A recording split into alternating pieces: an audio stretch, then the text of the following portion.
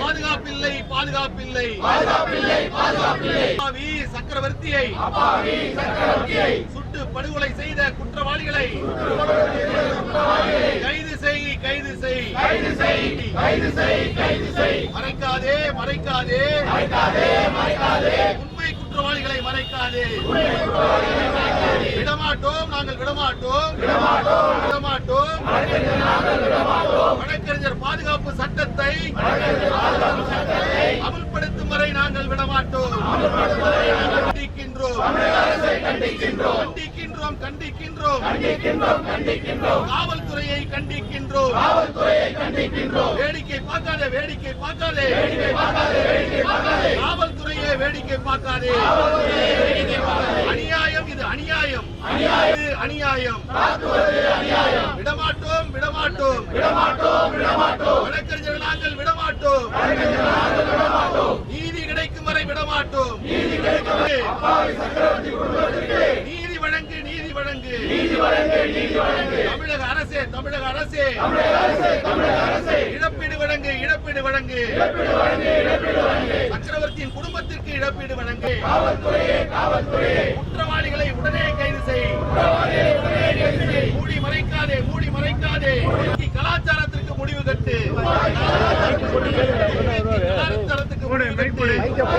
வழக்கறிஞராக சோளிங்கர் நீதிமன்றத்தில் பணியாற்றியவர்தான் மறைந்த சக்கரவர்த்தி அவர்கள்.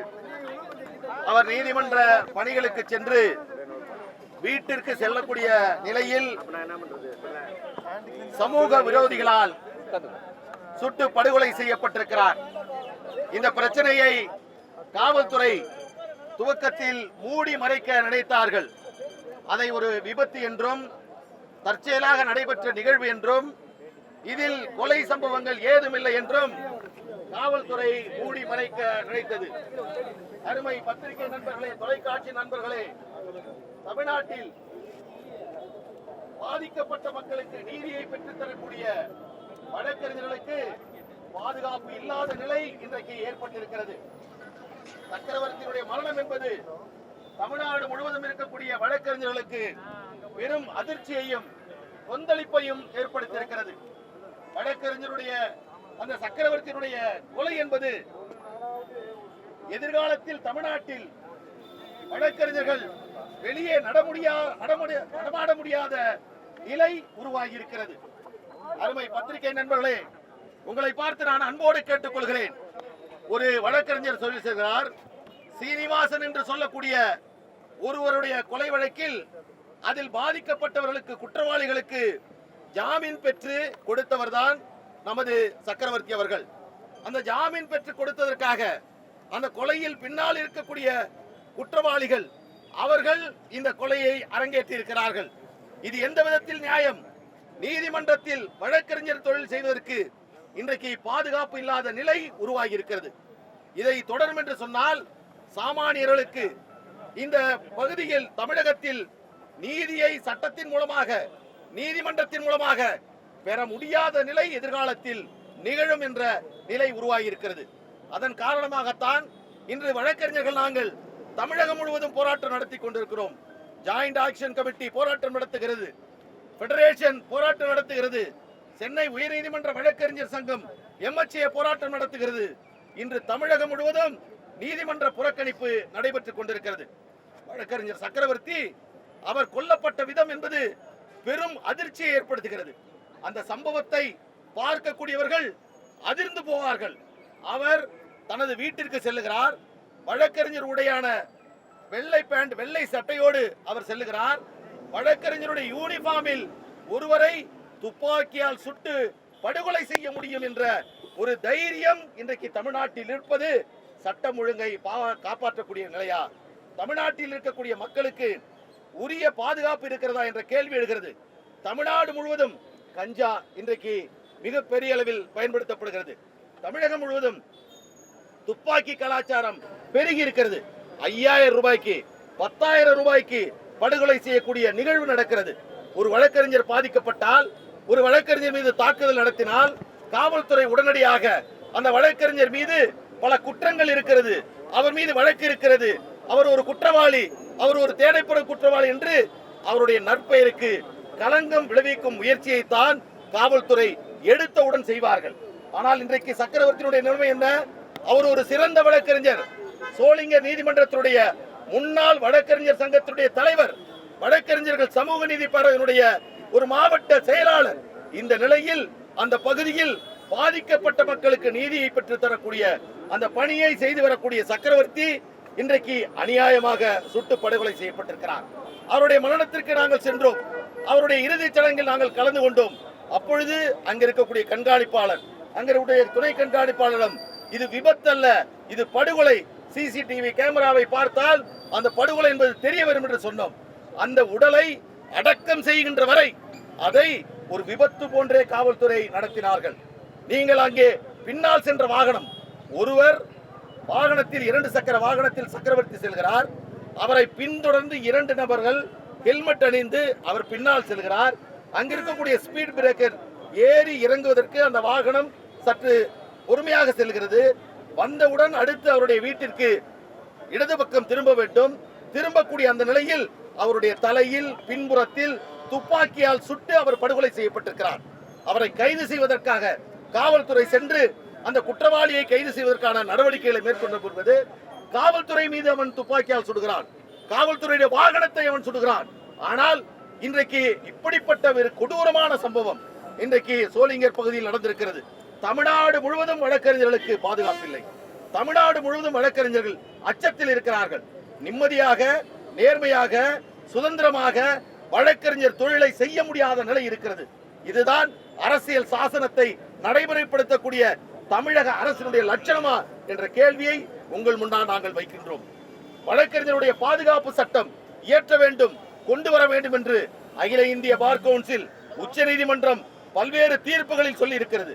ஒரு சாமானியனுக்கு நீதியை பெற்று தர வேண்டும் என்றால் ஒரு வழக்கறிஞர் சுதந்திரமாக, தைரியமாக நீதிமன்றத்தில் போராடக்கூடிய அந்த மனநிலையை ஒரு வழக்கறிஞர் பெற வேண்டும். அப்படி பெற வேண்டும் என்று சொன்னால் அவருக்கு உரிய பாதுகாப்பு வழங்கப்பட வேண்டும். ஒவ்வொரு பிரிவை சார்ந்தவர்களுக்கும் அவர்களை பாதுகாப்பதற்கான சட்டம் இருக்கிறது. மக்களை காப்பாற்றக்கூடிய காவல்துறையை பாதுகாப்பதற்கு சட்டம் இருக்கிறது. மருத்துவர்களை பாதுகாப்ப சட்டம் இருக்கிறது. பொறியாளர்களை பாதுகாக்க சட்டம் இருக்கிறது. எல்லோரையும் பாதுகாக்க சட்டம் இருக்கக்கூடிய இந்த நாட்டில் வழக்கறிஞர்கள், சட்டத்தை பாதுகாக்கக்கூடிய வழக்கறிஞர்களுக்கு இன்றைக்கு வழக்கறிஞர்கள் பாதுகாப்பு சட்டம் என்பது இல்லாமல் இருந்து கொடுக்கிறது. எனவேதான் சக்கரவர்த்தியினுடைய படுகொலை கடைசியான படுகொலையாக இருக்கட்டும். இதற்கு பிறகும் தமிழ்நாட்டில் ஒரு வழக்கறிஞர் கூட தாக்கப்படக்கூடாது. இதற்கு பிறகும் தமிழ்நாட்டில் ஒரு வழக்கறிஞர் கூட படுகொலை செய்யப்படக்கூடாது. எனவே தமிழக அரசு உடனடியாக இந்த வழக்கறிஞர் பாதுகாப்பு சட்டத்தை நடைமுறைப்படுத்த வேண்டும் என்று இந்த ஆர்ப்பாட்டத்தின் மூலமாக, முதற்கட்ட ஆர்ப்பாட்டத்தின் மூலமாக நாங்கள் கேட்டுக்கொள்கிறோம். இல்லை என்று சொன்னால் தமிழகம் தழுவிய மிகப்பெரிய ஆர்ப்பாட்டத்தை, போராட்டத்தை, உண்ணாவிரதத்தை, பல்வேறு கட்ட போராட்டங்களை நாங்கள் நடத்துவோம். தமிழக அரசு இனியும் இந்த சட்டத்தை கொண்டு வருவதற்கு காலதாமதம் செய்யாமல் உடனடியாக சக்கரவர்த்தியினுடைய படுகொலையை அடிப்படையாக கொண்டு வழக்கறிஞர் பாதுகாப்பு சட்டத்தை உடனடியாக கொண்டு வர வேண்டும் என்று இந்த போராட்டத்தின் மூலமாக கேட்டுக்கொள்கிறேன். இங்கே பெருமளவில் வழக்கறிஞர்கள் கூடியிருக்கிறார்கள். பல்வேறு நீதிமன்றங்களில் இருக்கக்கூடிய வழக்கறிஞர்கள் இங்கே கூடியிருக்கிறார்கள். அந்த பாதிக்கப்பட்டிருக்கக்கூடிய சக்கரவர்த்தி இன்றைக்கு படுகொலை செய்யப்பட்டிருக்கிறார். அவருடைய தொழில் வழக்கறிஞர் தொழில். அவர் வழக்கறிஞர் தொழில் செய்தால்தான் அவர் குடும்பம் இன்றைக்கு வாழ முடியும். ஆனால் தமிழக அரசினுடைய கையாளாகாத தனத்தினால், காவல்துறையினுடைய கையாளாகாத தனத்தினால் இன்றைக்கு சக்கரவர்த்தி படுகொலை செய்யப்பட்டிருக்கிறார். எனவே வழக்கறிஞர் அந்த சக்கரவர்த்தியினுடைய குடும்பத்திற்கு உடனடியாக 1 கோடி ரூபாயை இவர்களுக்கு, அவர்களுக்கு பாதிப்பாக, இழப்பீடாக காவல்துறை வழங்க, தமிழக அரசு வழங்க வேண்டும் என்று இந்த நேரத்தில் கேட்டுக்கொள்கிறேன். அவர்களுக்கு உரிய இழப்பீடை காவல்துறை அறிவிக்கவில்லை என்று சொன்னால் நீதிமன்றத்தில் சட்ட போராட்டத்தையும் சக்கரவர்த்திக்காக நாங்கள் மேற்கொள்வோம் என்று எச்சரிக்கையாக தமிழக அரசுக்கு சொல்லி, இந்த போராட்டம் வெற்றி பெறும் என்று சொன்னால் வழக்கறிஞர் பாதுகாப்பு சட்டம் கொண்டு வரப்பட்டால்தான் எங்களுடைய போராட்டம் வெற்றி பெறும். அதுவரையில் எங்களுடைய போராட்டம் தொடரும். இந்த அளவில் ஒரு பாதிக்கப்பட்ட வழக்கறிஞருக்காக எங்கோ ஒரு சோளிங்கரில் ஏதோ ஒரு சக்கரவர்த்தி படுகொலை செய்யப்பட்டார் என்று இவர்கள் இல்லாமல் தனக்கு வந்த பாதிப்பை போன்று இங்கே வந்திருக்கக்கூடிய ஒவ்வொரு வழக்கறிஞர் நண்பர்களுக்கும், ஒவ்வொரு சகோதரர்களுக்கும் எனது மனமார்ந்த நன்றியை இந்த நேரத்திலே தெரிவித்துக் கொள்கிறேன். என்னுடைய ஒற்றுமை தமிழக அரசினுடைய காதில் ஒலிக்க வேண்டும். அவர்கள் உடனடியாக இந்த சட்டத்தை கொண்டு வர வேண்டும் என்று இந்த நேரத்தில் கேட்டுக்கொண்டு இந்த போராட்டத்தில் பங்கு கொண்டிருக்கிற உங்கள் அனைவருக்கும் எங்களது நன்றியை தெரிவித்து, பத்திரிகை தொலைக்காட்சி நண்பர்களுக்கும் பாதுகாப்பு வழங்கக்கூடிய காவல்துறையினருக்கும் நன்றி தெரிவித்து விடைபெறுகிறேன். நன்றி, வணக்கம். நீதி கேட்டு போராட்டம், வழக்கறிஞர் சக்கரவர்த்தியின் படுகொலைக்கு நீதி கேட்டு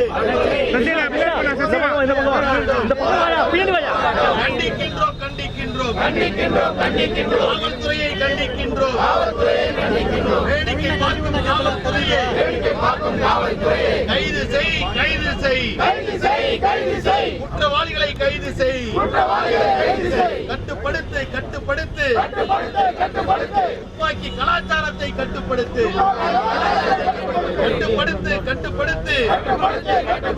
கஞ்சாவை கட்டுப்படுத்து.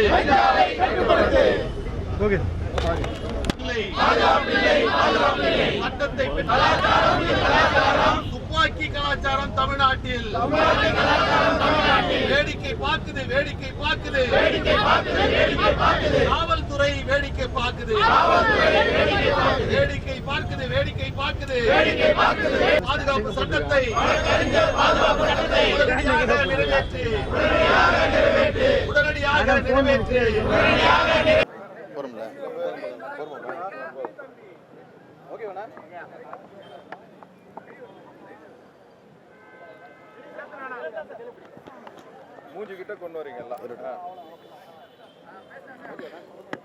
சோளிங்கர் நீதிமன்றத்தில் வழக்கறிஞராக பணியாற்றி வந்த சக்கரவர்த்தி என்பவர் 2 தினங்களுக்கு முன்பாக கொடூரமாக சுட்டு படுகொலை செய்யப்பட்டிருக்கிறார். துவக்கத்தில் காவல்துறை அதை விபத்து என்று கூறினார்கள். அதற்கு பிறகு நடைபெற்ற விசாரணையில் மிகவும் அதிர்ச்சிக்குரிய தகவல் வந்திருக்கிறது. சக்கரவர்த்தி அவர்கள் சோளிங்கர் பகுதியில் சீனிவாசன் என்பவர் படுகொலை செய்யப்பட்டது அந்த வழக்கில் குற்றவாளிகளுக்கு ஜாமீன் வழங்குவதற்காக மனு தாக்கல் செய்து அவர்களுக்காக வழக்கு நடத்தியிருக்கிறார். அதன் காரணமாக முன்விரோதமாக இன்றைக்கு சக்கரவர்த்தி படுகொலை செய்யப்பட்டிருக்கிறார். நீதிமன்றம் முடிந்து அவருடைய வீட்டுக்கு வெள்ளை பேண்ட் வெள்ளை சட்டையுடன் வழக்கறிஞர் உடையுடன் அவருடைய வீட்டுக்கு இருசக்கர வாகனத்தில் செல்கின்ற பொழுது அவர் பின்னால் தொடர்ந்து வந்த 2 நபர்கள் கையில் துப்பாக்கியை கொண்டு அவர் தலையிலே சுட்டு அவரை படுகொலை செய்திருக்கிறார்கள். இது மிகவும் கண்டனத்திற்குரியது. தமிழக அரசு உடனடியாக வழக்கறிஞர்கள் பாதுகாப்பு சட்டத்தை உடனடியாக தமிழ்நாட்டில் நடைமுறைப்படுத்த வேண்டும், கொண்டு வர வேண்டும் என்று இந்த போராட்டத்தின் மூலமாக கேட்டுக்கொள்கிறோம். பாதிக்கப்பட்டிருக்கக்கூடிய சக்கரவர்த்தியுடைய குடும்பத்திற்கு தமிழக அரசு உடனடியாக 1 கோடி ரூபாய் இழப்பீடு வழங்க வேண்டும் என்றும் இந்த நேரத்தில் கேட்டுக்கொள்கிறோம். இந்த போராட்டம் தமிழகம் முழுவதும் நடந்து கொண்டிருக்கிறது. அனைத்து தரப்பு வழக்கறிஞர்களும் அனைத்து தரப்பு வழக்கறிஞர் சங்கங்களும் இந்த போராட்டத்தில் களத்திலே இறங்கி இருக்கிறார்கள். இந்த நியாயத்தை உடனடியாக தமிழக அரசு மேற்கொள்ள வேண்டும். இந்த கொலைக்கு பின்னால் இருக்கக்கூடியவர்கள், இந்த துப்பாக்கி கலாச்சாரம் தமிழ்நாட்டில் வருவதற்கு காரணமாக இருக்கக்கூடியவர்கள், தமிழ்நாட்டில் அனுமதி இல்லாமல் ஒரு துப்பாக்கி கூட இல்லாத நிலையை காவல்துறை கொண்டு வர வேண்டும் என்று இந்த போராட்டத்தின் மூலமாக தமிழக அரசை நாங்கள் கேட்டுக்கொள்கிறோம். இவர்கள் உடனடியாக சம்பந்தப்பட்டவர்கள் கைது செய்யப்பட வேண்டும். அந்த குடும்பத்திற்கு இழப்பீடு வழங்க வேண்டும். வழக்கறிஞர் பாதுகாப்பு சட்டத்தை நடைமுறைப்படுத்த வேண்டும். இல்லை என்று சொன்னால் தமிழகம் தழுவிய மிகப்பெரிய ஒரு போராட்டத்தை நாங்கள் நடத்துவோம். அதுவரையில் நாங்கள் ஓயமாட்டோம். என்னங்க? அந்த படுகொலை செய்தவர்கள் அவருடைய படங்கள் வெளியிடப்பட்டது. அந்த கைது செய்யப்பட்டவர்கள் படங்கள் வெளியிடப்பட்டிருக்கிறது. அவர்கள் 5000 ரூபாய்க்கு, வெறும் 5000 ரூபாய்க்கு அந்த துப்பாக்கியை வாங்கியதாக சொல்லப்படுகிறது. ஒரு 5000 10,000 ரூபாய்க்கு துப்பாக்கி இங்கே விற்கப்படுகிறது என்று சொன்னால் இது என்ன? நாம் என்ன வடகிழக்கு மாநிலத்தில் இருக்கிறோமா? தமிழ்நாட்டில் இருக்கிறோமா? கஞ்சா கலாச்சாரம் தமிழ்நாட்டில் பெருகிவிட்டது என்று நாங்கள் சொல்லுகிறோம். அதன் காரணமாகத்தான் போதையில் இருக்கக்கூடியவர்கள் 2000க்கும் 5000க்கும் இது போன்ற கொடூர கொலைகளை செய்கிறார்கள். எனவே காவல்துறை இதனுடைய நியாயத்தை உணர்ந்து உடனடியாக கஞ்சா கலாச்சாரத்தையும் இந்த கள்ள துப்பாக்கியையும் நிறுத்துவதற்கான நடவடிக்கைகளை காவல்துறை மேற்கொள்ள வேண்டும்.